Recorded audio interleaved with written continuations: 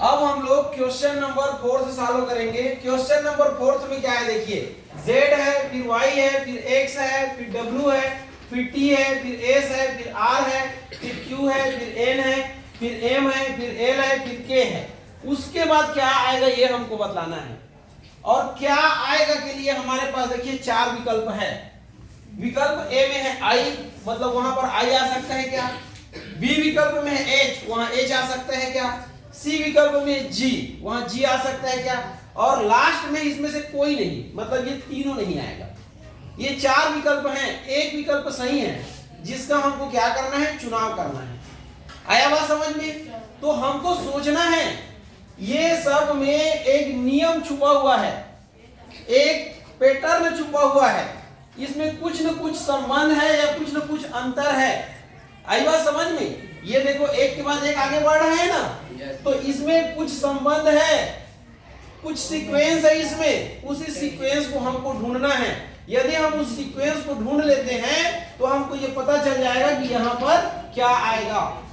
तो चलिए कोशिश करें। तो कोशिश करते हैं। तो इसके लिए एक साधारण ट्रिक मैं बतला रहा हूँ, हो सकता है कि उस ट्रिक से हमको क्या आएगा ये पता चल जाए। तो सबसे पहले हम क्या करेंगे देखना, ए बी सी डी, ये E F G H I J K L M N O P Q R S T U V और ये डब्ल्यू एक्स वाई जेड। ऐसा क्यों लिखे हैं पता है, क्योंकि हमारा जो सवाल है वो अंग्रेजी के, इंग्लिश के अल्फाबेट से संबंधित है, लेटर से संबंधित है कि नहीं है, इसलिए मैं ऐसा किया हूं।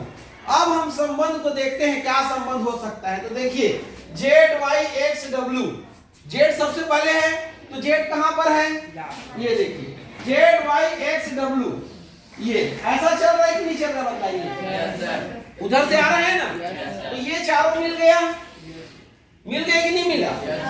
उसके बाद क्या है देखिए, उसके बाद क्या है, उसके बाद टी है, उसके बाद क्या है, टी है ना। तो ये देखिए कितना छोड़ के हम टी में आएंगे, दो छोड़ के हम किस में आ गए, टी में। आए कि नहीं आए। इसके बाद देखिए टी भी हो गया ना हमारा। इसके बाद क्या है, एस आर, क्या है एस आर, ये हो गया ना एस आर। तो ये देखो एस आर और एस आर, तो एस आर क्यू, तो एस आर क्यू और उसके बाद पी है क्या, नहीं है, तो एस आर क्यू, ये तीनों है, देखो तीनों है कि नहीं है। तो ये देखिए एस आर क्यू यहां तक पहुंच गए।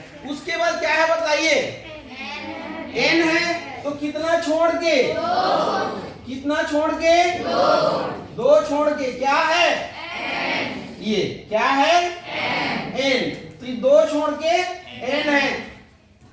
यही हो रहा है कि नहीं हो रहा है। अब फिर आगे बढ़िए, आप कहां पहुंच गए हो, एन में पहुंच गए हो ना।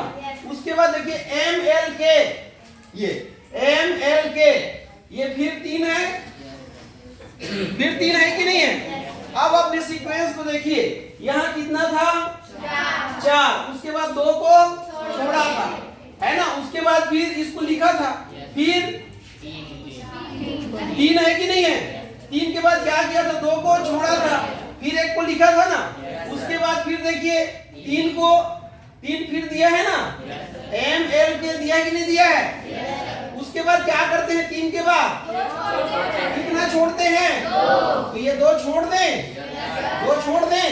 उसके बाद क्या आ रहा है, क्या आ रहा है, तो आगे क्या आएगा, एच, क्या आएगा, आएगा कि नहीं आएगा, तो क्या लिख दें, यहाँ पर एच आएगा ना।